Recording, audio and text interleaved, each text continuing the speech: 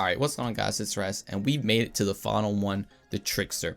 If you don't know, I've been covering every single one of the classes, going over all their abilities and skills that we have access to in the demo, so you guys can have a better idea of what you want to play when the game launches or when you can play the demo. This is also to help people who don't have access to the demo or just want to see what the other characters and they don't want to have to make another character. So if any of you enjoy or find this video helpful in any way, consider subscribing and dropping a like. It's free, it really helps me out, and I truly appreciate it. Now, just like my other videos, I've gotten my characters to level 7, World Tier 5, so I've tried all these abilities out and I can tell you how they are. Now, starting off, we have Temporal Blade. Paralyze and slice enemies in front of you, dealing 251 damage and inflicting slow and interrupt to all targets. So the way it's going to work, you're essentially just going to slice a sword that's going to target all these enemies, do a lot of damage, slow them like it says, but also it seems to have a AoE explosion when you kill an enemy as well, which is also chain reacts to the other enemies.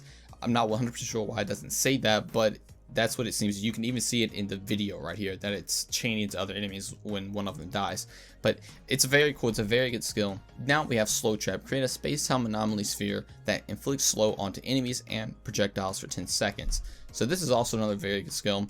You can simply just run into the battlefield, hit this, and all the enemies are slowed. All the bullets are going to be slowed down where you can really just dodge them. They're not going to do much damage to you, and it's very, very good for survivability. It's also very good for boss fights because it slows the bosses down. It makes it really, really easy to just land consecutive crits on them. The next skill is Hunt the Prey. Select an enemy to teleport behind them, receiving a 45 shield bonus. This is a very simple skill. It's a very short cooldown.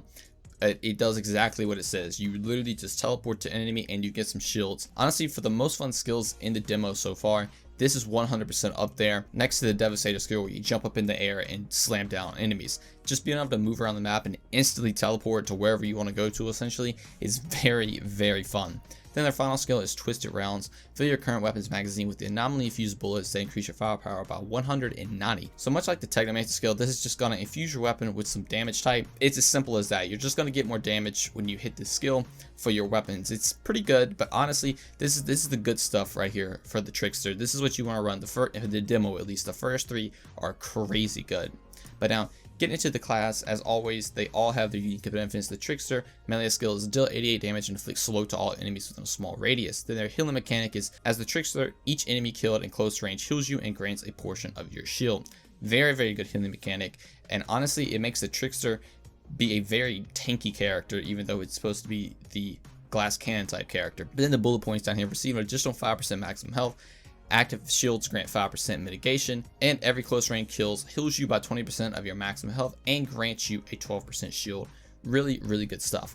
But now, getting into the first tree assassin, as always, a lot of these smaller nodes do repeat, so when they do repeat, I'm just going to say that, you know, it's the same as the other one, but I will be going over everything in this skill tree. So the first skill is Arms Trick. Increases close range weapon damage by 15%. Very simple, nice bonus. Then we have Bullet Storm. Decreases reload time by 20%. Again, very good, very simple. Then we have Ace of Trumps. Increase armor piercing by 15%. Then Death Probability. Increase your weapon damage by 8%. Now getting into the first skill, we have Shotgun Master. Just like all the other classes, this is going to increase your shotgun damage by 15%. Then we have another Arms Trick. Then we have Deadly Shadow. Increases your critical damage by 20%. Then Equilibrium decreases the cooldown of your movement skills by 15%. Then Arms Trick again. Disruption Firepower. Activation of Deception skills increases your weapon damage by 50% for 8 seconds. Very, very good. Then Outrider Executioner. Activating movement skills increases your weapon damage by 50% for 8 seconds. Then we have another Ace of Trumps. Another Ace of Trumps. Singularity decreases cooldown of your Deception skills by 15%. Then Unforeseen End. When attacking enemies from behind, all your weapon damage is increased by 20%. Then the next skill, Scion of Power. When your damage skills end, increase your weapon damage by 50% for 8 seconds. Then we have Death Probability right here again. Then Arms Trick again. Then Death Probability again.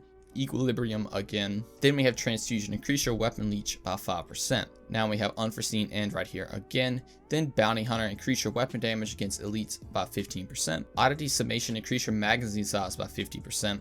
Assault Adept, increase your assault weapon damage by 12%, and the Shotgun Adept, increase your shotgun damage by 12%. Then finally, Cold Calculation. For each enemy in close range, your weapon damage increased by 8%. So this skill tree is based all around getting behind your enemies and doing a lot of damage. It's going to pair really well with the skill that I just went over where you teleport to an enemy and go behind them, because you're gonna get a bunch of damage bonuses. You're gonna get, you know, your damage bonus from your skill right here where you activate your movement skill plus being behind them, and you know, it's straight up the assassin build for the Trickster. It's very, very cool. Now getting into Harbinger, we have Anomaly Persistence, increases your health by 10%, increases your resistance by 15%, Oddity Resistance, receive 20% less damage from elites, Anomaly Persistence again, Shield's Timeline, decreases your shield's degradation by 30%. Then we have Atrophy, weakness afflicted on enemies last 30% longer, another Anomaly Persistence. Then we have a skill, Wither Scything, your class melee skill inflicts weakness to all enemies, which is going to pair really well with this one right here. But then Shield's Increment increases your shield gain by 15%. Now we have another Shield's Timeline, another Immunity, then Singularity, decreases the cooldown of your deception skills by 15%. Then we have Mitigation and Motion. When you damage skill ends, increases your damage mitigation by 10%. Now we have Anomaly Cloak, increases your armor by 20%. Shield's Increment again. Shield's Timeline again.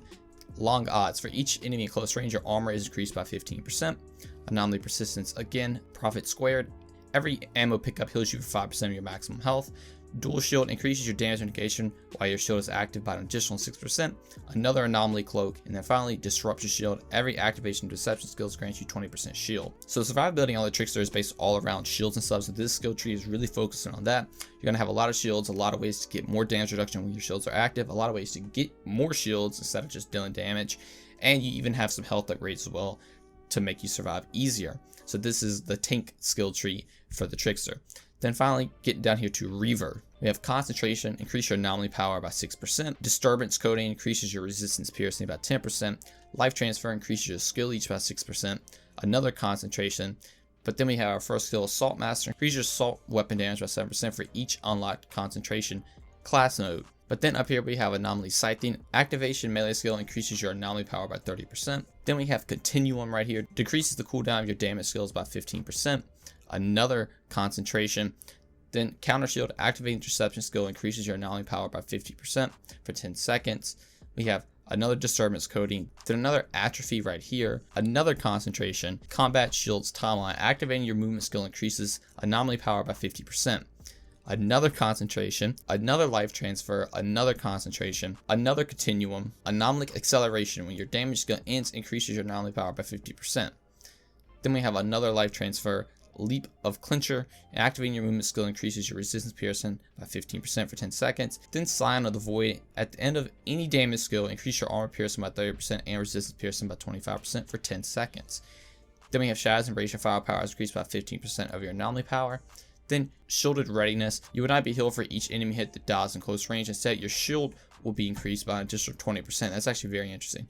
Then Altered Executioner, for each enemy in close range, your anomaly power is increased by 10%. So the Reaver skill down here is all about making your skills do a lot of damage, and it even has that very interesting thing where you can't heal, but you're going to get more shields, which pair really well with Harbinger right here. And obviously you can combine all these together with the nodes right here in the middle, so you can mix and match the skill trees, and this seems to be really, really cool. I know the Trickster is a lot of people's favorite class and what a lot of people are going to play. So if it is, I hope this helps you out. And if you're interested in the other characters, I have all three of them up on the channel as well, if you want to look into their skills to see if you want to try them out as well. But that's going to do all for me in this video. Thank you all so much for watching, and I'll see you in the next one. Peace.